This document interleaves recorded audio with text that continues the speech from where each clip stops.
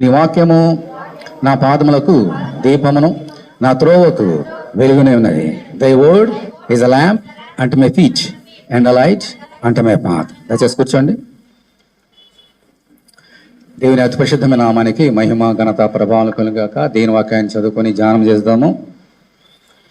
ఫిలోమోనుకు రాసిన మొదటి పత్రిక 23-24 వచనాలు. క్రీస్తు యేసునందు నా తోడి ఖైదీ అయిన ఎపఫ్రా, నా జత పని వారైన మార్కు, అరిస్తారుకు దేమ, లోక వందనములు చెబుచున్నారు. పౌలు గారు మరి రాసినటువంటి కొన్ని మాటల్లో మన శ్రేష్టమైనటువంటి సంగతులు మనం నేర్చుకుంటున్నాం గత కొన్ని వారాలుగా. అక్కడ ముందుగా నలుగురు గురించి నేర్చుకున్నాం. జత పనివారు, నా జత పనివారు అని చెప్పినటువంటి మార్కు గురించి నేర్చుకున్నాము. తర్వాత దేమ గురించి నేర్చుకున్నాము. తర్వాత అరిస్తారుకు, లోక, వీరి నలుగురు గురించి నేర్చుకున్నాం. ఈ నలుగురు ఎవరమ్మా? పౌలుకి ఎవరు ఈ నలుగురు? జత పనివారు. మరి ఇప్పుడు ఎపఫ్రా అనేటువంటి సహోదరు గురించి మనం నేర్చుకుంటున్నాం. ఈ ఎపఫ్రా ఎవరమ్మా? నా తోడి ఖైదీ అయినటువంటి ఎపఫ్రా అంటున్నాడు. ఈ యొక్క ఎపఫ్రా జీవితంలో నుంచి గత వారం కొన్ని సంగతులు మేము నేర్చుకున్నాం. నా తోడి ఖైదీ. ఖైదీ అంటే నేర్చుకున్నాం కదా, చెరసాల్లో వేసేవాడిని ఖైదీలు అంటాం. చెరసాల్లో తప్పు చేసిన వారిని వేస్తారు, కానీ ఎపఫ్రా ఏ తప్పు చేయలేదు, పౌలు ఏ తప్పు చేయలేదు, అయినప్పటికీ వారిని చెరసాల వేశారు. అందుకనే నా తోడి, పౌలు గారితో పాటు ఎపఫ్రా కూడా జైల్లో ఉన్నాడు కాబట్టి నా తోడి ఖైదీ అని చెప్పాడు. ఈ లోకంలో అన్యాయంగా నీతి న్యాయం అనుసరిస్తున్న వారిని అన్యాయంగా పట్టుకొని చెరసాల్లో వేస్తున్న సంఘటనలు పోయిన వారం మనం కొన్ని నేర్చుకున్నాం. ఈరోజు కొన్ని సంగతులు ఇదే ఎపఫ్రా గురించి మనం నేర్చుకుందాము. ఈ ఎపఫ్రా గురించి కొన్ని లోతుగా మనం ధ్యానం చేద్దాం. ఇదే పౌలు గారు ఎపఫ్రా గురించి అతను ఏంటి ఇక్కడ ఏమన్నాడమ్మా? నా జత పనివాడు అని వారి గురించి చెప్తూ ఎపఫ్రా గురించి నా తోడి ఖైదీ. అంత మాత్రమే కాదు, ఎపఫ్రా గురించి ఇంకా చక్కని మాటలు రాయబడి ఉన్నాయి, నేర్చుకుందాం. కొలస్సీలకు రాసిన పత్రిక 1వ అధ్యాయం తీయండి. ఇదే పౌలు గారు ఎపఫ్రా గురించి ఏం చెప్తున్నారో చూద్దాం. కొలస్సీలకు రాసిన పత్రిక 1వ అధ్యాయం 3వ వచనం చదువుతున్నాను చూడండి. పరలోకమందు మీ కొరకు ఉంచబడిన నిరీక్షణ బట్టి క్రీస్తు యేసునందు మీకు కలిగి ఉన్న విశ్వాసం గురించి, పరిశుద్ధులందరి మీద మీకున్న ప్రేమను గురించి మేము విని ఎల్లప్పుడూ మీ నిమిత్తము ప్రార్థన చేయొచ్చు. మన ప్రభువు యేసుక్రీస్తు యొక్క తండ్రి అయిన దేవునికి కృతజ్ఞతాస్తుతులు చెల్లించుచున్నాము. మీ యొద్దకు వచ్చిన సువార్త సత్యమును గురించిన బోధ వలన ఆ నిరీక్షణ గురించి మీరు ఇంతకు ముందు వింటిరి. ఈ సువార్త సర్వలోకములో ఫలించుచు వ్యాపించుచున్నట్టుగా మీరు దేవుని కృపను గురించి విని సత్యముగా గ్రహించిన నాట నుండి మీలో సైతము ఫలించుచు వ్యాపించుచున్నది. 7వ వచనం చూడండి. ఎపఫ్రాను మా ప్రియుడైన తోడి దాసుని వలన మీరు ఈ సంగతులను నేర్చుకుంటురి. అతడు మా విషయములో నమ్మకమైన క్రీస్తు పరిచారకుడు. అతడు ఆత్మహత్య మీ ప్రేమను మాకు తెలిపినవాడు. దేవుని స్తోత్రం, హల్లెలూయా. అక్కడ ఫిలోమోనుకు రాస్తూ ఏమన్నాడమ్మా? నా తోడి ఖైదీ అని చెప్పినటువంటి పౌలు ఇక్కడ కొలస్సీలకు రాసిన పత్రికలో ఒక మాట చెప్తున్నాడు. ఏమన్నాడంటే 7వ వచనంలో, ఎపఫ్రా అను మా ప్రియుడైన తోడి దాసుని వలన మీరు ఈ సంగతి అంటే ఇంతకుముందు చదివిన సంగతులన్నీ కూడా నేర్చుకున్నారు ఇతని వలన అని ఎపఫ్రా గురించి ఏం చెప్తున్నాడు అక్కడ? నా తోడి దాసుడు. ఇందాక తోడి ఖైదీ, ఇప్పుడు తోడి దాసుడు. దాసుడు దాసుడు అంటే ఎవరు? ఎవరిని దాసుడు అంటారు? పౌలు గారు ఎలా దాసుడయ్యాడు, ఎపఫ్రా కూడా ఎలాగో దాసుడే ఉన్నాడు. ఈ సంగతులు మనము నేర్చుకోవాలి. ఎందుకని నేర్చుకోవాలంటే ఈరోజు నీవు నేను కూడా ఎపఫ్రా వలె, ఒక పౌలు గారి వలె దేవునికి దాసుడు కావాలి. ఎవరిని దాసుడు అని అంటారు? ఎవరు దాసులు నేర్చుకుందాం. ఒకప్పుడు తోడి ఖైదీ ప్లస్ తోడి దాసుడు ఎపఫ్రా పౌలుకి. ఎవరికి దాసుడు? నా తోడి దాసుడు అంటే పౌలుకి దాసుడా? రోమీ సంఘానికి దాసుడా? మనకు దాసుడా? ఎవరికి దాసుడు? 4వ అధ్యాయం కొలస్సీలకు రాసిన పత్రిక 4వ అధ్యాయం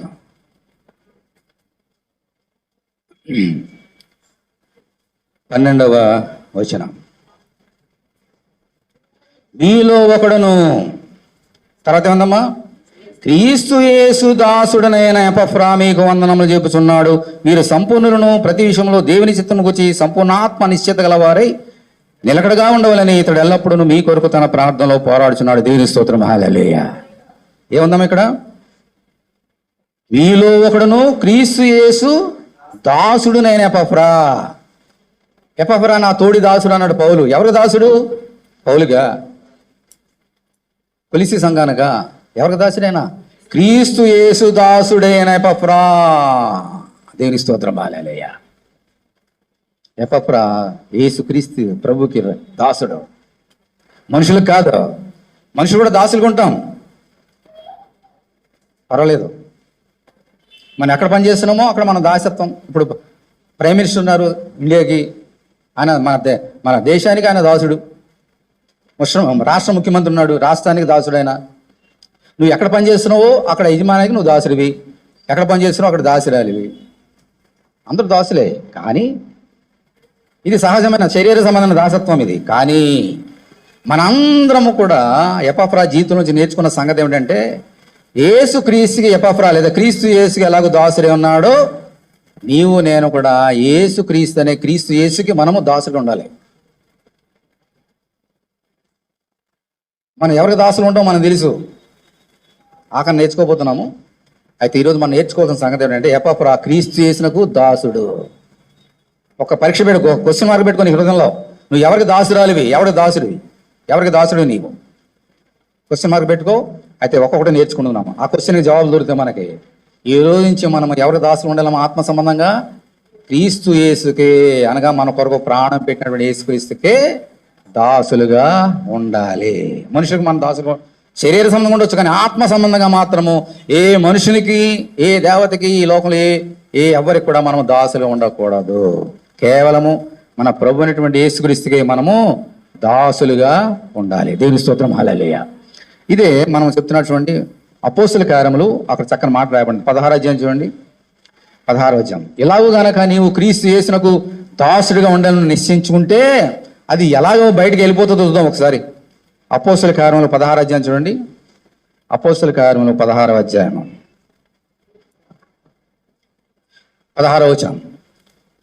అందరూ చూడాలి బైబిల్. మేము ప్రార్థనా స్థలములకు వెళ్ళిచుండగా పుతోను అను దయ్యము పట్టినదై సోది చెప్పుడు చేత తన యజమానులకు బహులాభము సంపాదించుచున్న ఒక చిన్నది మాకు ఎదురుగా వచ్చాను. సోది అంటే తెలుసు కదా, నీ భవిష్యత్తు ఎలా ఉంటుంది, అలా బాగుంటుంది, ఇలా బాగుంటుంది, ఏమి లేకపోయినా అబద్ధాలు చెప్పి డబ్బులు గుంజేవారు సోదిగా అంటారు. భవిష్యత్ జ్ఞానం అంటాము, ఇదే జ్యోతిషం అంటాము, ఇవన్నీ కూడా. ఇలాగూ పుతోను అనే దయ్యం పట్టినాడు ఒక స్త్రీకి, ఒక అమ్మాయికి. ఆ దయ్యం పట్టి ఇలాగ అందరికి సోది చెప్తున్నది, దానివల్ల డబ్బులు వస్తున్నాయి. 17వ వచనం. ఆమె పౌరును మమ్మల్ని వెంబడించి, ఈ మనుషులు ఏమన్నారమ్మా? సర్వోన్నతుడైన దేవుని దాసులు. దేవుని స్తోత్రం. హల్లెలూయా. వీరు మీకు రక్షణ మార్గం ప్రచురించు వారే ఉన్నారని కేకలు వేసి చెప్పాను. గమనించారా?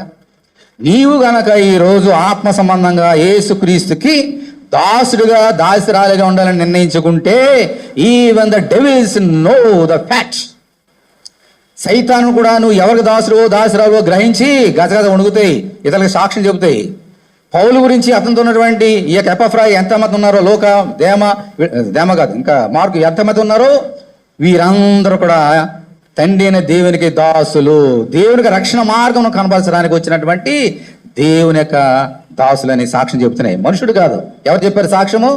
సైతాను చెప్తుంది, పుతోను అనే దయ్యం చెబుతుంది. ఆ పుతోను దయ్యానికి అధిపతి అయినటువంటి సైతాను చెప్తున్నాడు. నీవు దేవునికి దాసుడుగా ఉండాలని నిశ్చయం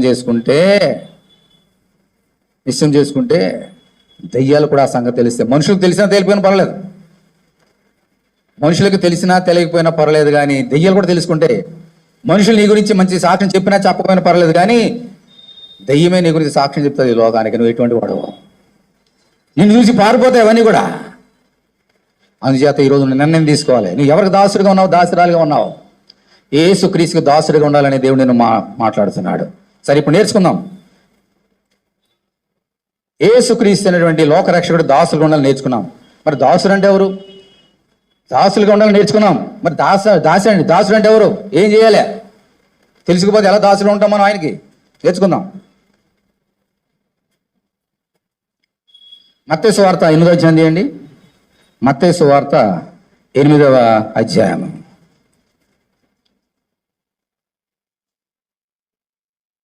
మత్తయి సువార్త 8వ అధ్యాయము 9వ వచనం. నేను కూడా అధికారం లోబడిన వాడను, నా చేతి క్రింద సైనికులు ఉన్నారు, నేను ఒకరిని పొమ్మంటే పోవును, ఒకరిని రమ్మంటే వచ్చును. తర్వాత ఏముందమ్మా? నా దాసుని ఈ పని చేయమంటే చేయనని ఉత్తరం ఇచ్చెను. ఒక శతాధిపతి ఉన్నాడు, అతని దాసుడు పక్షవాయు కలిగి ఉంటే ప్రభు కౌరు పంపించాడు రమ్మని. వస్తానన్నాడు. ప్రభు మా ఇంటికి రావద్దు, నువ్వు రావడానికి నేను అర్హుడు కాదు, నీ పాదం మా ఇంట్లో మోపడానికి నేను అపవిత్రుడు, నీ మోపవద్దు, నేను అధికారం లోబడ్డా, నువ్వు అధికారానికి లోబడ్డావు కాబట్టి మాట మాత్రం సెలవేమో, ఓ పక్షవాయు పో అని సెలవుగానే పోతుంది, ఎందుకనంటే నేను కూడా అధికారం లోబడిన వాడు అని చెబుతూ ఏమన్నాడంటే, నాకు చాలా మంది దాసులు ఉన్నారు, నా చేతికి శతాధిపతి అంటే 1000 మంది ఉంటారు సైనికులు, సారీ శతాధిపతి 100 మంది ఉంటారు, 100 మంది. ఈ 100 మందిలో ఎవరు నేను పిలిచినా ఇలా రమ్మంటే వస్తాడు, అలా పొమ్మంటే పోతాడు, కూర్చోమంటే కూర్చుంటాడు. వీరందరూ ఎవరు? నాకు దాసులు. అంటే దాసులు యొక్క పని ఏమిటమ్మా? ఏంటి పని ఏంటి? యజమానుడు చెప్పిన మాట వినుటే దాసుడు దాసురాలుగా పని. ఒక రమ్మంటే వస్తాడు, పొమ్మంటే పోతాడంట. ఈ శతాధిపతి చెబుతున్నాడు. ఈ లోకం అంతగా మనం పని చేస్తున్నాం, ఆ పని చేయమని చేస్తాం, ఈ పని చేయమని చేస్తాం, వద్దంటే మానేస్తాం. ఈరోజు నీవు యేసుక్రీస్తు అనే లోకరక్షకుడికి దాసుడుగా దాసురాలు ఉండాలని అంటే నువ్వు ఎవరి మాట వినాలి? నీ మాట వినాలి, నీ మనసు చెప్పిన మాట వినాలి, నీ హృదయం చెప్పిన మాట వినాలి, నీ పక్కలు చెప్పిన మాట వినాలి. అవునా? మనం చేసిన రోజు అదే కదా. ఇక దేవుని దాసులు ఎలా మారుతాం మనందరం కూడా? మనం ఎవరి మాట వినాలో వారి మాట వినము, ఎవరి మాట వినకూడదో వారి మాట వింటాం. మనం వినవలసింది యేసుక్రీస్తు మాట. నా సోదరుడు, నా సోదరి, నువ్వు మనుషులకు దాసుడు కాదు, దేవునికి దాసుడివి. కాబట్టి ఎవరి మాట వినాలి? మనందరం కూడా యేసుక్రీస్తు చెప్పిన మాట వినాలి. ఆయన ఏం చేయమన్నా చేయాలి, ఏది చేయవద్దంటే అది మానేసేయాలి. అప్పుడే నువ్వు నిజంగా దాసుడివి. అలా కాకుండా ప్రభు నీ దాసుని అని చెప్పి నేను పొద్దున్న సాయంకాలం ప్రవచించినా, బోధలు చేసినా, రాత్రి అంతా ప్రార్థన చేసినా నేను దేవునికి దాసుడు ఉండలేను. నేను దేవునికి దాసుడు ఉండాలంటే ఆయన నాతో చెప్పిన మాట నేను వినాలి. దొంగతనం చేయొద్దంటే చేయకూడదు, అంతే. ప్రభా ఆకలేస్తుంది, దొంగతనం చేస్తాం ప్రభా, మీరు రేపటి చేయను అంటే ఊరుకుంటాడండి దేవుడు. ఎస్ అంటే ఎస్, నో అంటే నో, అంతే. మనం చాలా ఎక్సెస్ చెప్తాం, ప్రభా ఇది వంక అదో వంక చెప్పుకొని ఆజ్ఞించి తప్పుతాం అని చెప్పిన మాట నుంచి. దేవుడు ఒప్పుకోడు. ఆయన ఎస్ అంటే ఎస్, నో అంటే నో, అంతే. ఈరోజు మనం పరీక్ష చేసుకుందాం. దేవుడు చెప్పిన మాట, యేసు చెప్పిన మాట, బైబిల్లో పరిశుద్ధ లేఖనాల్లో చెప్పిన మాటలు మనం వింటున్నామా, వినడం లేదా? దాన్ని బట్టి నువ్వు ఎవరికి దాసుడువో ఎవరి దాసురాలువో నీకే కళ్ళ ముందు తెలిసిపోతుంది. ఎవరి మాట వింటున్నావు నీవు? మనం వినవలసింది ఎవరి మాటమ్మా? యేసు మాట. నేర్చుకుందాం ఈరోజు. ఈ లోకంలో చాలా మంది దాసులు ఉన్నారు. నేను యేసుక్రీస్తు దాసుని అని చెప్పిన వారు కూడా ఉన్నారు. ఈ లోకంలో చాలా మంది నేను సేవ చేస్తున్న దాసుని యేసుక్రీస్తు అని చెప్పిన వారు చాలా మంది ఉన్నారు. నేను కూడా దాసునే కదా. అయితే అందరూ కూడా దేవునికి ఇష్టమైన దాసులు కాదు. గమనించండి, ఈ లోకంలో దాసులు అందరూ ఉన్నారు చాలా మంది, కానీ అందరూ దేవునికి ఇష్టమైన దాసులు కాదు. ఈరోజు ఎపఫ్రా వలె, పౌలు గారి వలె మనం దేవునికి ఇష్టమైనటువంటి దాసులుగా మనం ఉండాలంటే దేవుడు చెప్పిన మాట వినాలి. ఎందుకని ఈ మాట చెప్తున్నానంటే ఈ లోకంలో చెడ్డ దాసులు కూడా ఉన్నారు, మంచి దాసులు ఉన్నారు, చెడ్డ దాసులు కూడా ఉన్నారు. ఈ చెడ్డ దాసు గురించి నేర్చుకుందాం ముందు, తర్వాత మంచి దాసు గురించి నేర్చుకుందాం. ఈ చెడ్డ దాసు గురించి మనం నేర్చుకుంటే ఎలాగో దేవుని దృష్టికి చెడ్డ దాసులు ఉండకూడదు, ఎలాగో మంచి దాసులు ఉండాలో మనకు అర్థమవుతుంది. ఎపఫ్రా వలె. ఎపఫ్రా మంచి దాసుడు, క్రీస్తు యేసుకు దాసుడు. నేర్చుకుందాం ఎలాగో మంచి దాసులు ఉండాలో, చెడ్డ దాసులు ఎలా ఉండకూడదు నేర్చుకుందాం. ముందు చెడ్డ దాసు గురించి నేర్చుకుందాం. లేఖనంలో చక్కని మాటలు వ్రాయబడి ఉన్నాయి. మనకు తెలిసిందే, చిన్నప్పటి నుంచి వింటున్న సంగతులే అయినప్పటికీ ఆత్మ ద్వారా చెప్తున్న మాటలు సబ్జెక్టుకి అనుకూలంగా మనం మలుచుకొని వినాలి. అప్పుడు మనకు అర్థమవుతుంది ఎపఫ్రా ఎంత గొప్పవాడు. ఒక రాజుగారు ఉన్నారు. ఈ రాజుగారు ఏం చేశాడు, అక్కడ ఉన్న దాసులు ఏం చేశారు చూద్దాం. మత్తయి సువార్త వేయండి. మత్తయి సువార్త 18వ అధ్యాయం.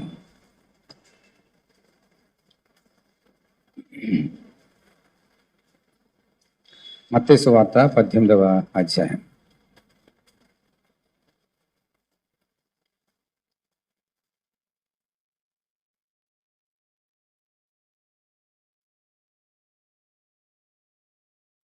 ఒక రాజుగారు ఉన్నారు. ఈ రాజుగారు ఏం చేశారంటే, ముందు వినండి తర్వాత వాక్యం చదువుదాం.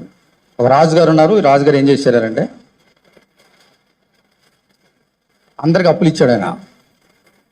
రాజుగారు కదా, దానికి ఏం తక్కువ, యజమానుడు. అందులో 10,000, మీకు అర్థం కాదండి, 10,000 రూపాయలు అప్పు తీసుకున్నవాడు ఒక ఆయన ఉన్నాడు రాజుగారి దగ్గర. అప్పు తీసుకున్నాడు, వెళ్ళాడు. అలాగే చాలామందికి ఇచ్చాడు అప్పులు ఈ రాజుగారు. ఒకనొక దినమందు ఈ లెక్క చూసుకునే దినం వచ్చింది. ఈ లెక్క చూసుకునే దినం వచ్చినప్పుడు అందరిని పిలిచాడు. ఇక 10,000 రూపాయలు తీసుకున్నవాడు గవగా పరిగెత్తుకుని వచ్చి, రాజుగారు నా దగ్గర ఏమీ లేదు మీకు చెల్లించడానికి, దయచేసి క్షమించండి, కొంచెం ఓగు పట్టండి, కొంచెము ఓగు పట్టండి, అప్పంతా తీర్చేస్తా, ఎవరు ఎవరు ఏదో కూలి పందెం ఆ పని ఏదో చేసి మీ అప్పు మీకు తీర్చేస్తా, కొంచెం ఓర్చుకోండి అని చెప్పాడు. సరే, రాజుగారు కొంచెం దయామనుడు, కరుణామయుడు కాబట్టి, మరి ప్రభు కృప అతని మీద ఉన్నది కాబట్టి, సరే నేను క్షమిస్తున్నానయ్యా, నువ్వు నాకు 10,000 రూపాయలు చెల్లించక్కలేదు అని చెప్పగానే ఆ దాసుడు ఏమన్నాడమ్మా, ఎలా వెళ్తాడు ఇంటికి? సంతోషంగా వెళ్ళిపోయాడు.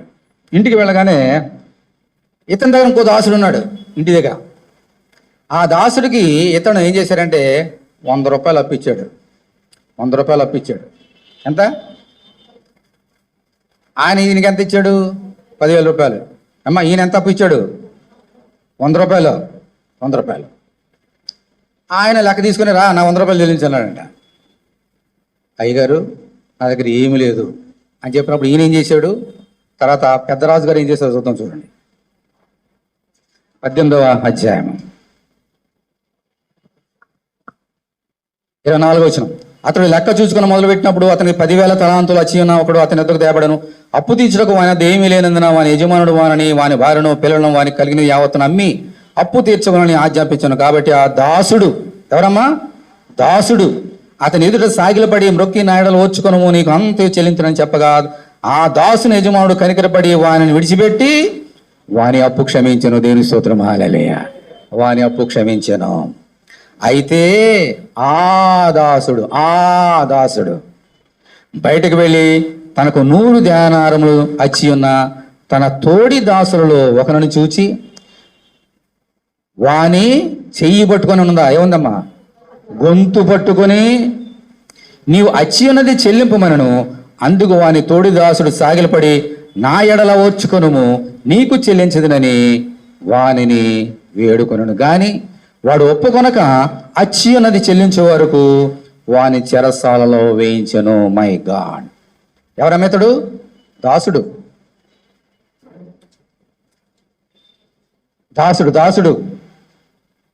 ఈ దాసుడు 100 రూపాయలు అప్పు మళ్ళీ పిలిచాడంట. పిలిచి ఏం చేస్తున్నాడు? చేయి పట్టుకొని అడగలే. ఏం పట్టుకున్నాడంట? ఎవరైనా అడుగుతారా అప్పు ఇచ్చేవాడిని? అప్పు ఇప్పించి అప్పు తీసుకోవాలన్నప్పుడు గొంతు పట్టుకుని నా డబ్బులు చేయి అని అడుగుతారు ఎవరైనంత వరకు? అటువంటి వాళ్ళు కూడా ఉన్నారు ఈ లోకంలో. గొంతు పట్టుకున్నాడంట. ఎందుకు గొంతు పట్టుకున్నాడు? అవసరమైతే పిసికేసి చంపేద్దామని. ఎంత తీసుకున్నాడు? 100 రూపాయలు. 10 రూపాయల గురించి చంపేసిన వాళ్ళు ఎంతమంది లేరు తెలుసా మీకు? న్యూస్ చూడండి. 10 రూపాయలు అప్పు తీసుకున్నాడని ఆ చెల్లించిన చంపేసిన వాళ్ళు చాలా మంది ఉన్నారు ఈ లోకంలో. న్యూస్లో చూడండి, తెలుస్తుంది. గొంతు పట్టుకొని చెల్లించు అంటే అతను కూడా, అయ్యా నా దగ్గర ఏమి లేదు, చెల్లిస్తా అంటే ఏం చేశాడంటమ్మా? చెరసాల పాడండి, తీసుకెళ్ళి చెరసాల పాడేసాడంట ఆ 100 రూపాయలు చెల్లించే వరకు. ఇందులో ఏమన్నా కనికరము, దయ, ప్రేమ ఉందమ్మా ఇతనిలో? ఓకే, అప్పుడు ఏం జరిగింది చూడండి. 31వ వచనం. కాగా వాని తోడి దాసులు జరిగినది చూచి మిక్కిలి దుఃఖపడి వచ్చి జరిగినదంతా తమ యజమానుడికి వివరంగా తెలిపిరి. అప్పుడు వాని యజమానుడు వాని పిలిపించి, చెడ్డ దాసుడా, ఎవరమైనా మంచి దాసుడా చెడ్డ దాసుడా? చెడ్డ దాసుడా. అదే చెప్తున్నాడు ప్రభు. ఈ లోకంలో అందరూ మంచి దాసులు లేరు, చెడ్డ దాసులు కూడా ఉన్నారు. అది మనం నేర్చుకోవాలి ఈరోజు. చెడ్డ దాసుడా, నీవు నన్ను వేడుకొంటివి గనక నీ అప్పంతయు క్షమించి తిని, నేను నిన్ను కరుణించిన ప్రకారము నీవును నీ తోడి దాసుని కరుణింపవలసి ఉండెను కదా అని వానితో చెప్పాను.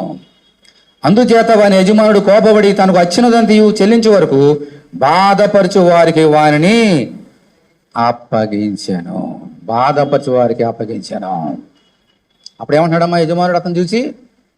చెడ్డదాసుడా. ఎందుకు చెడ్డదాసుడు అయిపోయాడు ఇతను? ఎందుకు చెడ్డదాసుడై ఉన్నాడు? ఎవరైతే 10,000 రూపాయలు క్షమపడినేవో అతనికి క్షమాగుణము లేదు. 10,000 రూపాయలు క్షమించబడ్డానేటువంటి కృతజ్ఞత లేదు. అతడు ఎలా క్షమించబడ్డాడో అలాగే ఇతను నేను కూడా క్షమించాలనేటువంటి జ్ఞానం అతడికి లేదు. పైగా గొంతు పట్టుకొని చెరసాల వేయించి హింసిస్తే అంటున్నాడు, చెడ్డదాసుడా. అతనికి వచ్చినటువంటి బహుమానం ఏంటి ఇప్పుడు మళ్ళీ చూద్దాం. చూడండి ఏమేం జరిగిన తర్వాత. నేను 33వ వచనం, నేను నిన్ను కరుణించిన ప్రకారము నీవును నీ తోడు దాసిని కరుణింపవలసి ఉండను కదా అని వానితో చెప్పాను. అందుచేత వాని యజమానుడు కోపపడి తనకు అత్యున్నదంతియు చెల్లించే వరకు బాధపరచు వారికి వానిని అప్పగించాడు. మళ్ళీ ఇప్పుడు ఏం చేశాడు? మళ్ళీ తిరిగి రప్పించి నీకు ఎంత డబ్బులు ఇచ్చానో అవన్నీ చెల్లించు అని జైల్లో పెట్టించాడంట. మళ్ళీ 10,000 మళ్ళీ చెల్లించాలి వడ్డీతో పాటు, చెరసాల. ఎందుకని? అతను మంచి దాసుడా చెడ్డదాసుడా? చెడ్డదాసుడు. ఎందుకని చెడ్డదాసుడు అంటే అతనిలో క్షమించే గుణము లేదు. కొంతమంది దాసులు ఇలా ఉంటారు ఈ లోకంలో.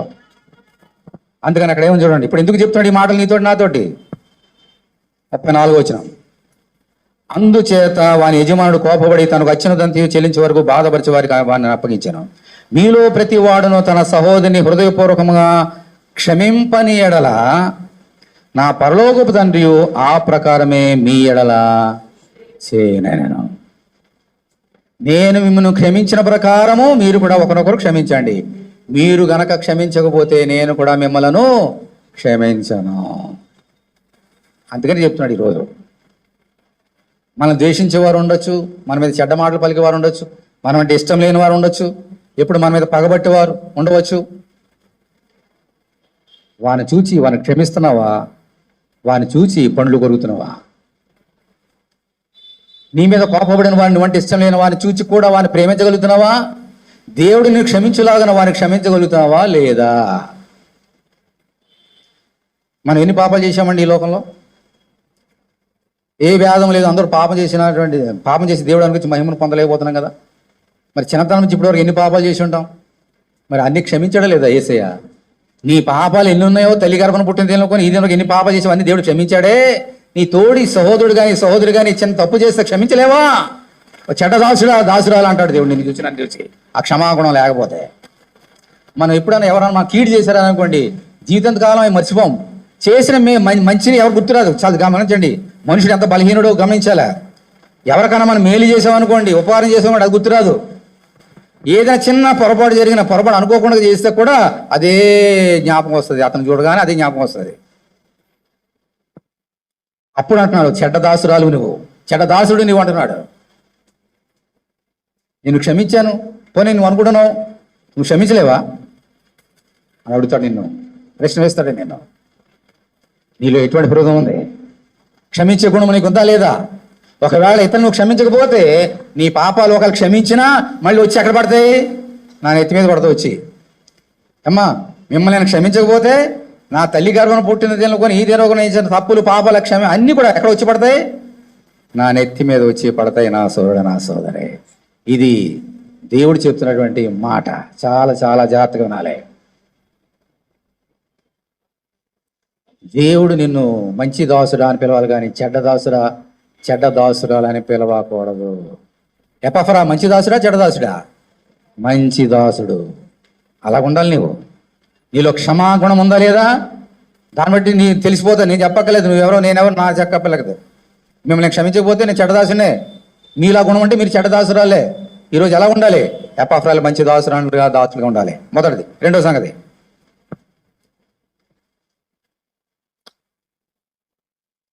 మత్తయి సువార్త 25వ అధ్యాయం తీయండి. మత్తయి సువార్త 25 పక్కనే. మత్తయి సువార్త 25. ఇక్కడ మళ్ళీ ఇంకొక మనుషుడు ఉన్నాడు, యజమానుడు. ఓ రాజు కావచ్చు, యజమానుడు కావచ్చు. ఈయన కూడా ఊరు వెళ్తూ దేశాంతరం వెళ్తూ ఏం చేశాడమ్మా? ఆయన దాసులు పిలిపించి ఒక ఆయనకి 5 తలాంతులు, ఇంకో ఆయనకి 2 తలాంతులు, ఇంకో ఆయన 1 తలాంతు ఇచ్చాడు. అమ్మా అప్పుడు ఏం జరిగింది? 26వ వచనం చూడండి. సరే 24వ వచనం. 24. తర్వాత 1 తలాంతు తీసుకున్నవాడు వచ్చి, అయ్యా నీవు విత్తని చోట కోయివాడును చల్లని చోట పంట కూర్చుకున్నవాడు నేను కఠినుడు అని నేను ఎరుగుతును గనక నేను భయపడి వెళ్ళి నీ తలాంతును భూమిలో దాచిపెట్టి తిని, ఇదిగో నీది నీవు తీసుకొనమని చెప్పాను. అందుకు అతని యజమానుడు వానిని చూచి ఏమన్నాడమ్మా?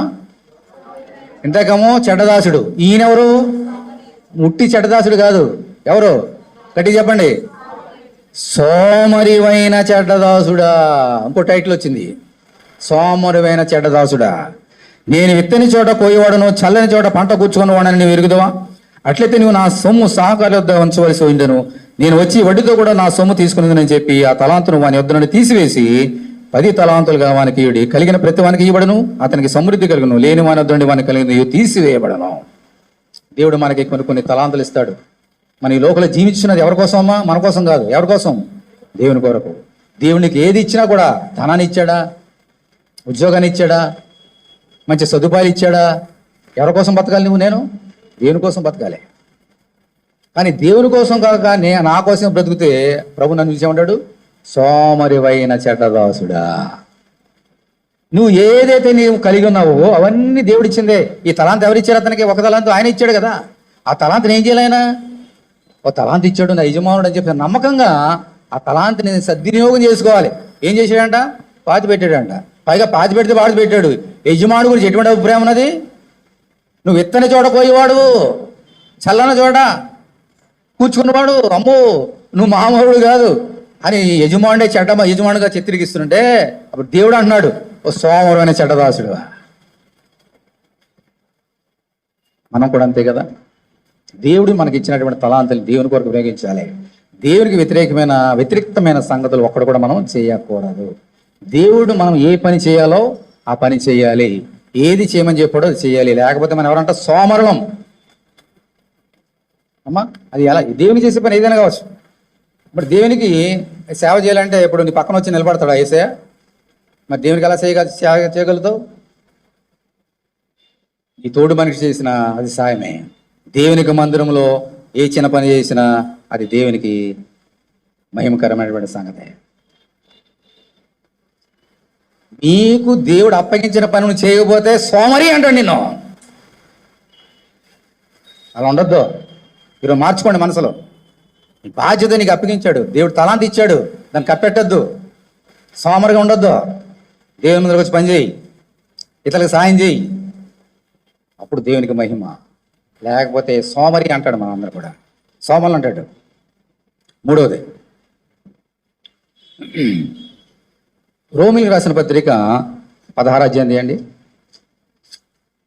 రోమిలకు రాసిన పత్రిక 16వ అధ్యాయం.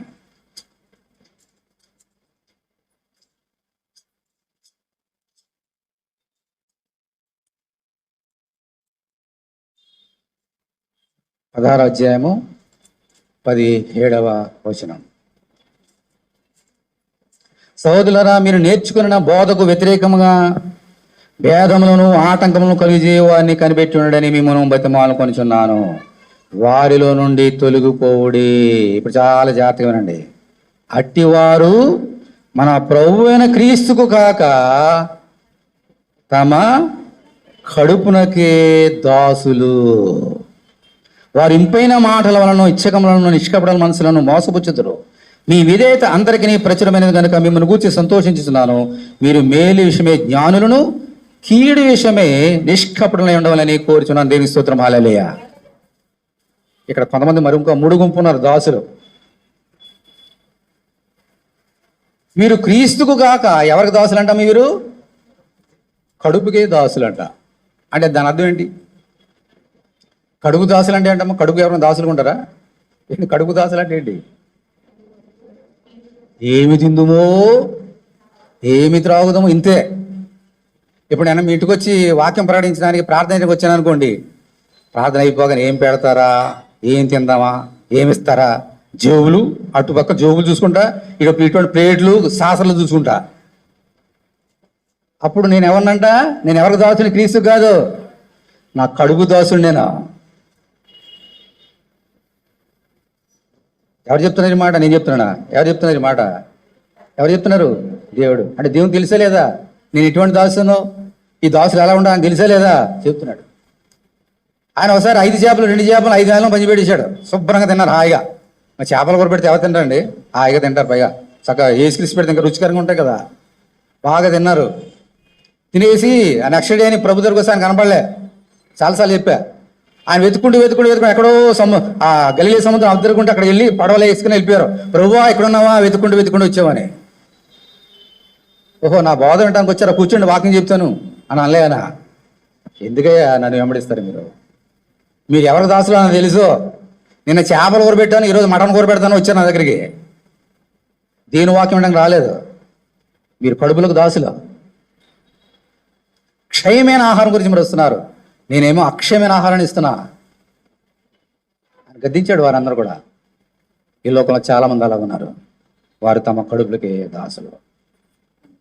స్వార్థ ప్రకటించేవారు చాలామంది ఉన్నారు. ఎవరిని విమర్శించట్లేదు, ఎందుకంటే నేను కూడా ఒకనే కదా. నేను కూడా ఒకనే కదా. ఇతరుల నుంచి ఆశించి సువార్త చెప్పేవాళ్ళు చాలామంది ఉన్నారు. నేనంతే, నేను యాక్సెప్ట్ అయ్యేం కాదు. అంతకన్నా పెద్దోడు నేను, పెద్ద దొంగ నేను. పెద్ద కడుపు నాకు, మీకు అందరికన్నా పెద్ద కడుపులో నాకు. దీనికి దాసులు నేను. అప్పుడు నన్ను అంటాడు, చెడ్డ దాసుడా, స్టాప్, రిపెంట్. నీ చూపు ఏమి తిందామో ఏమి తాగుదామో కాదు, దేవుని రాజ్యం అది ప్రకటించావు. నీకు ఏది కావాలో నేను ఇస్తా అంటాడు. బుద్ధి తెచ్చుకోవాలి. నేను అప్పుడు చూసి నాకు ఏది కావాలో ఆయన తెలుసు, నాకు ఏ లోటు లేకుండా చేయాలని తెలుసు. నాకు ఎందుకు ఈ కడుపు మీద దృష్టి? దేవుని సువార్త మీద, రక్షణ మీద, ఆత్మ నడిపి మీద ఉంటాను నా దృష్టి, కడుపు మీద కాదు. వాళ్ళు ఏమి ఇస్తారో దేవులు పెట్టుకుందామని కాదు, ఏం తిందామని కాదు. మనం ఎక్కడికి వెళ్ళినా సువార్తలు చేయాలి. ఎవరి గురించి ప్రార్థించినా చేయాలి. దేవుని మందిరకు వచ్చిన అక్షయమైన ఆహారాన్ని పూజించడానికి, అక్షయమైన ఆహారాన్ని వినడానికి రావాలి. చాలామంది ఎలా ఉన్నారు, ఇలాగ ఉండొద్దు. ఎపఫ్రా అలా లేడు. ఆయన అనేక చోట్ల ప్రపంచ దేశాలకు, అనేక దేశాలకు వెళ్ళి సువార్త ప్రకటించాడు. ఎపఫ్రా ఏనాడు వాళ్ళు ఏం పెడతారో పౌలు కానీ ఎపఫ్రా కానీ ఈ యొక్క నలుగురు కానీ ఆశించలేరు. మేము ఏ స్థితిలో ఉన్నామో ఆ స్థితిలోనే దేవునికి వందనాలు అని చెబుతూ పౌలు గారు ఒక సూత్రం పెట్టాడు అక్కడ. తెస్సలోనికీయులకు రాసిన పత్రికలో మొత్తం అందరికి, ప్రపంచంలో దాసులందరికీ ఒక సూత్రం పెట్టాడు. ఎవరైతే నాతో వచ్చి సువార్త ప్రకటిస్తున్నారో వారు తమ చేతులతో కష్టపడి తిని నాతో సువార్త ప్రకటించారు రండి. అంతేగాని సోమరులై కష్టపడకుండా వాళ్ళు ఏం పెడతారో తిందామనంటే నాకు రావద్దు అన్నాడు ఆయన. తెస్సలోనికీయులకు రాసిన పత్రిక వెళ్ళి చదవండి, టైం లేదు ఇవన్నీ చూపించడానికి. రూల్ పెట్టేశాడు అంతే.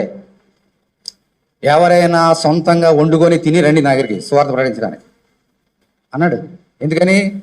లేకపోతే ఏమైపోతామమ్మా, కడుపు దాసులు అయిపోతాం. అలా ఉండొద్దు.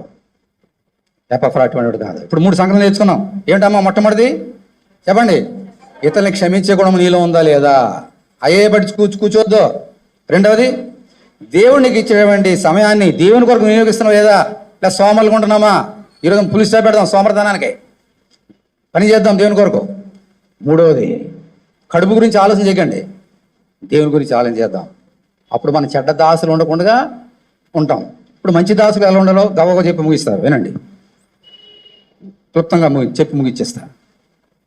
ఇందా చెప్పినట్టుగా ఆపోజిట్లు అంతే. మత్తయి సువార్త 24వ అధ్యాయం తీయండి. మత్తయి సువార్త 24.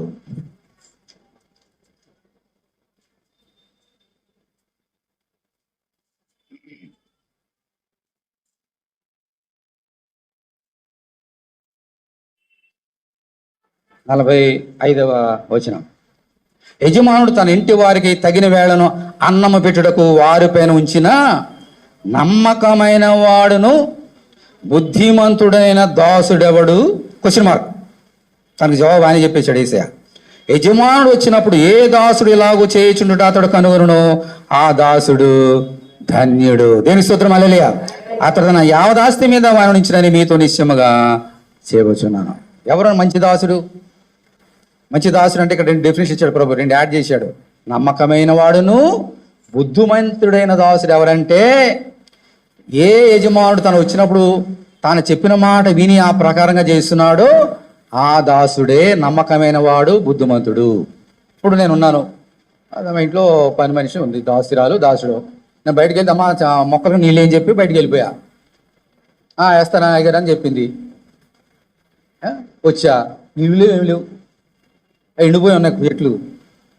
ఆమె ఎవరప్పుడు? ఎందుకని? నేను చెప్పిన మాట ఎవరైతే యజమాని చెప్పిన మాట వినుట అతడు కనుగొనునో ఆ దాసుడు ఆ దాసురాలు ధన్యుడు. యేసుక్రీస్తు త్వరలో రాబోతున్నాడు, ఎప్పుడు వస్తున్నావు మనకు తెలియదు. యేసుక్రీస్తు వచ్చినప్పుడు నువ్వు ఎలా ఉంటున్నావో, చెడ్డ దాసురాలు ఉన్నావా మంచి దాసురాలు ఉన్నావో అప్పుడు నేను చూసి లెక్కలు కట్టేసి దాని ప్రకారంగా శిక్ష వేసేస్తాడు అక్కడ. ఎప్పుడు వస్తాడో మనకు తెలియదు, ఈరోజు వస్తాడో రేపు వస్తాడో తెలియదు. ఆయన వచ్చినప్పుడు మనం ఎలా ఉండాలమ్మా? చెడ్డ దాసుడు ఉండాలా, మంచి దాసుడు ఉండాలా? ఆయన చెప్పినట్టు చేయాలా వద్దా? చెయ్యాలి. అప్పుడు మనం చూసి ధన్యురాలివి, నువ్వు ధన్యుడివి, ఇదిగో పరలోక రాజ్యం నీదే రా అంటాడు అప్పుడు ప్రభు. ఆయన వచ్చినప్పుడే కాదు, ప్రతిరోజు మనం చూస్తూనే ఉంటాడు ఆయన. ఆయన చెప్పినట్టు కనుక మనం వినకపోతే మనం ధన్యులము కాదు, ధన్యురాలం కాదు. అంటే నమ్మకమైన వాడు, బుద్ధిమంతుడైన మంచి దాసులు ఉండాలంటే ఏం చేయాలి? ఆయన చెప్పినట్టుగా చేయాలి. చేస్తున్నామా లేదా? చేతులు ఎత్తమంటే ఎంతమంది ఎత్తారు? ఎంతకండి? ప్రార్థన చేసుకోండి. రెండోది 25వ అధ్యాయం 20 వచ్చిన చూడండి, 25, 20. అప్పుడు 5 తలాంతులు తీసుకుని వాడు మరి 5 తలాంతులు తెచ్చి, అయ్యా నీవు నాకు 5 తలాంతులు అప్పగించిదివే, అదియుగాక మరి 5 తలాంతులు సంపాదించనని చెప్పాను.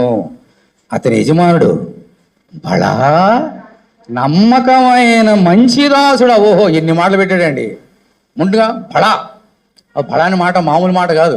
బడా, శబాస్ శబాస్, నమ్మకమైన మంచి దాసుడా, నీవు ఈ కొంచెములో నమ్మకంగా ఉంటేవి, నేను అనేకమైన వాటి మీద నియమించేదను, నీ యజమానుని సంతోషములో పాలు పొందుమని అతనితో చెప్పాను. దేవుని స్తోత్రం, హల్లెలూయా. ఇలా ఉండాలి మన అందరూ కూడా. బడా, ఓ నా కుమార్తె, బడా నా కుమారుడా అనాలే మనం చూసి. నీవు ఈ కొంచెములో నమ్మకంగా ఉంటివి, నిన్ను అనేకమైన వాటి మీద అధికారులుగా చేసేసాను. మనం కొంచెం వాటిలో నమ్మకం ఉంటే పెద్ద వాటిలో కూడా ఎలా ఉంటాం? మనము నమ్మకంగా ఉంటాం. చిన్న వాటిలో కూడా నమ్మకం లేకపోతే పెద్ద వాటిలో కూడా మనకు నమ్మకం రాదు. అందుచేత దేవుని దగ్గర మంచి దాసుడు ఉండాలనంటే, బడా అని అనాలంటే మళ్ళీ ఏముండాలమ్మా? నమ్మకత్వము. మనం చూసి ఈమెకి ఈ పని చెప్పారంటే ఖచ్చితంగా చేసేస్తుంది, ఈయనకి ఈ పని చెప్పారంటే ఖచ్చితంగా చేసేస్తుంది. అంత నమ్మకం ఉండాలి యజమానుడికి. ఈమె చెప్పామా ఇంకా అయిపోయిందిలే, ఈయన చెప్పామా ఇంకా అయిపోయిందిలే అనుకుంటే దేవుని దృష్టికి మన నమ్మకమైన బడా అని అనిపించుకునే గుణం మనలో లేదన్నమాట. దేవుడు మనకి చిన్న మాట చెప్పినా, లేదా ఒక సేవకుడు ఏం చెప్పినా ఏం చేయాలమ్మా? పక్కన పెట్టేసేలా. ఏం చేయాల? వినాలే. ఒక దేవుని సేవకుడు మాట అంటే ఎవరి మాట అన్నట్టు? దేవుని గ్రంథంలో చెప్పిన మాట ఈరోజు వాక్యం చెప్తున్నాడు, నేను కానీ మీరు వింటే ఎవరి మాట ఉన్నట్టు? దేవుని మాట. అప్పుడు అంటాడు బడా నమ్మకం దాసుడు. ఇలా నమ్మకం ఉండాలి. దేవుడు చెప్పిన మాట మనకి ఇతను ఈ మధ్య చెప్తే చేస్తాడు, నమ్మకత్వం మనం కలిగించాలి. ఈమెకి చెప్తే మనం చేస్తుంది అని నమ్మకత్వం మనం కలిగించాలి, లేకపోతే మన వ్యర్థం. ఆఖరిది 2 తిమోతి 2వ అధ్యాయం 2 తిమోతి 2వ అధ్యాయం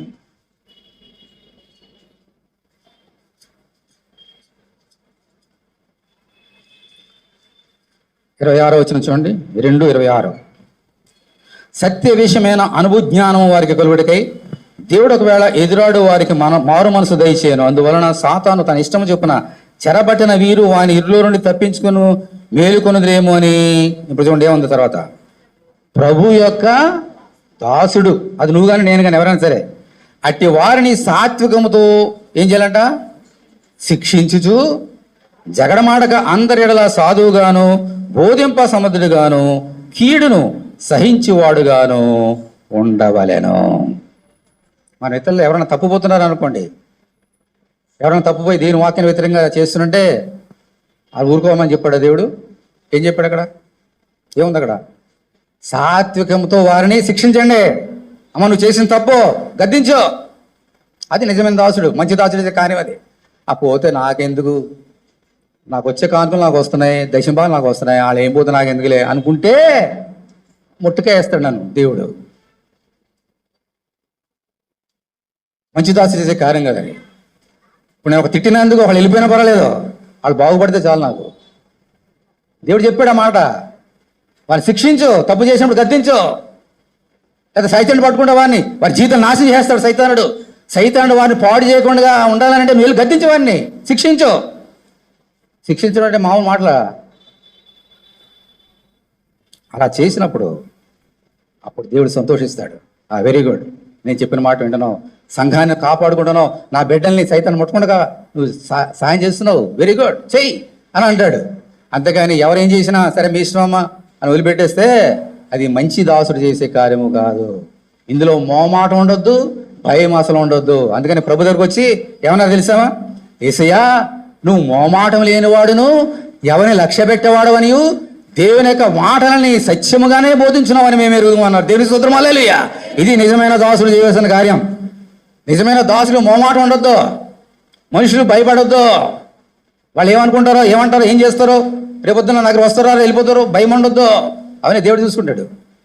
నువ్వు చేయవలసిన కార్యము అందరినీ మంచి దారిలో నడిపించాలి. దీని స్తోత్రం, హల్లెలూయా. తప్పు చేసినప్పుడు ఒక టీచర్ ఒక తప్పు చేసిన బిడ్డల్ని చెబుతుంది, చేయకపోతే ఏం చేస్తారు, బెత్తం తీసుకుంటుంది, లేకపోతే సస్పెండ్ చేస్తారు. ఇవన్నీ శిక్షలు. ఎందుకని? వాళ్ళు ద్వేషించా, వాళ్ళని ప్రేమించి వారు మంచి మార్గంలో నడిపించడానికి. ఇది దేవుని యొక్క దాసుడు, మంచి దాసుడు చేసే కార్యం. నా సోదరుడా, నా సోదరు, ఈరోజు ఎపఫ్రా అటువంటి వ్యక్తి ఉన్నాడు. ఈయన ఎప్పుడు కూడా దేవుడు చెప్పిన మాట నేను వ్యతిరేకించలేదు. దేవుడు చెప్పిన మాట ప్రకారం వెళ్ళి బోధించేవాడు. రాజు అయినా సరే, ఎవరైనా సరే, ఏమనుకున్నా పర్వాలేదు, జైలు పెట్టినా సరే పర్వాలేదు అని సువార్త ప్రకటించాడు ఎపఫ్రా, పౌలు, వీళ్ళందరూ కూడా. అందుకని అంత గొప్ప భక్తులయ్యారు. అందుకని వారి గురించి మనం నేర్చుకుంటున్నాం. ఎలాగూ ఎపఫ్రా వలె మనందరూ కూడా మంచి చెడ్డ దాసులు ఉండకుండా నమ్మకమైన దాసులు ఉండాలని ప్రభు మనం కోరుతున్నాడు. ఇప్పుడు మనకు వచ్చి ఒక ఫైనల్ వర్డ్, ఇప్పుడు చెప్పిన అంతగా సారాంశము ఒక చిన్న మాట ఇదే పౌలు రాశాడు, అది చదివి ముగిస్తున్నాను. బల్లోకి వెళ్ళిపోదాం. రోమిలు రాసిన పత్రిక 6వ అధ్యాయం తీయండి. రోమిలు రాసిన పత్రిక 6వ అధ్యాయము. ఇప్పుడు మనం విన్న దాని అంత సారాంశం 6వ అధ్యాయం 15వ వచనం చదువుతున్నాం. ఇంత మనం చదువుకున్న లేఖన భాగం చూడండి. అట్లైన యెడల కృపకే గాని ధర్మశాస్త్రమునకు లోనగు వారము కామని పాపము చేయదుమా? అదన్నటికి నీకూడదు. లోబడుటకు దేనికి మిమ్మును మీరు దాసులుగా అప్పగించుకుందరో అది చావు నిమిత్తంగా పాపమునకే గాని నీతి నిమిత్తంగా విధేయతకే గాని దేనికి మీరు లోబడుదురో దానికే దాసులవుదురని మీరు ఎరుగరా. మీరు పాపములకు దాసులై ఉంటుంది గాని ఏ ఉపదేశ క్రమమునకు మీరు అప్పగింపబడుతురో దానికి హృదయపూర్వకంగా లోబడిన వారై పాపమును విమోచింపబడి నీతికి దాసులైతిరి. ఇందుకు దేవునికి స్తోత్రం, హల్లెలూయా. ఇప్పుడు 19వ వచనం చూడండి. మీ శరీర బలహీనతను బట్టి మనుష్య రీతిగా మాట్లాడుచున్నాను. ఏమనగా అక్రమము చేయుటకై అపవిత్రతకును అక్రమణకును మీ అవయవమును దాసులుగా ఎలాగ అప్పగించుదురో అలాగే పరిశుద్ధత కలుగుటకై ఇప్పుడు మీ అవయవములను నీతికి దాసులుగా అప్పగించుడి. అంత గట్టిగా దేవునికి స్తోత్రం చేద్దాం. దేవుని స్తోత్రం, హల్లెలూయా. ఇప్పుడు చెప్పిన మాటకి అర్థం ఇదే. నువ్వు ఎవరికి దాసుడిగా ఉన్నావు, దాసురాలుగా ఉన్నావు. నీ కన్నులు ఎవరికి దాసులుగా ఉన్నాయి? ఎప్పుడు బూతు బొమ్మలు చూడడానికే కళ్ళు ఉపయోగిస్తున్నావా? అమ్మాయిల ఫోటోలు చూడడానికే కళ్ళు ఉపయోగిస్తున్నావా? అంటే నీ అవయము పాపానికి దాసురాలే పని. నీ కళ్ళు అవయం అన్నాడు కదా. నీ చేతులు దేనికి ఉపయోగిస్తున్నావు? నీ కాళ్ళు దేనికి ఉపయోగిస్తున్నావు? సినిమా థియేటర్లకి, వ్యభిచార గృహాలకి. నీ శరీరాన్ని పాపం చేయడానికి అప్పగిస్తున్నావా? నీ అవయవాన్ని ఒకప్పుడు చేసావు, పక్కన పెట్టు. అపవిత్రలోకి వెళ్ళిపోయావు, పక్కన పెట్టు. పంది వెళ్ళి పొర్లు పక్కన పెట్టు. ఇప్పుడు దేవుని దాసులుగా, దేవుని దాసురాలుగా నీ అవయములు, ఏ అవయముల్ని పందిలుగా పొర్లినావు వాటి తీసుకువచ్చి యేసు రక్తంలో కడుక్కొని దేవునికి దాసుడుగా, దాసురాలుగా మీ అవయవాల్ని ఆయనకు అప్పగించండి. దేవుని స్తోత్రం, హల్లెలూయా. అప్పుడు యేసు తన రక్తం చేత మనల్ని కడిగి ఆయన దాసులుగా చేసి ఆయన ఆరాధించే బిడ్డలుగా ఆయన చేస్తాడు. దేవుని స్తోత్రం, హల్లెలూయా. అందులో చదవండి.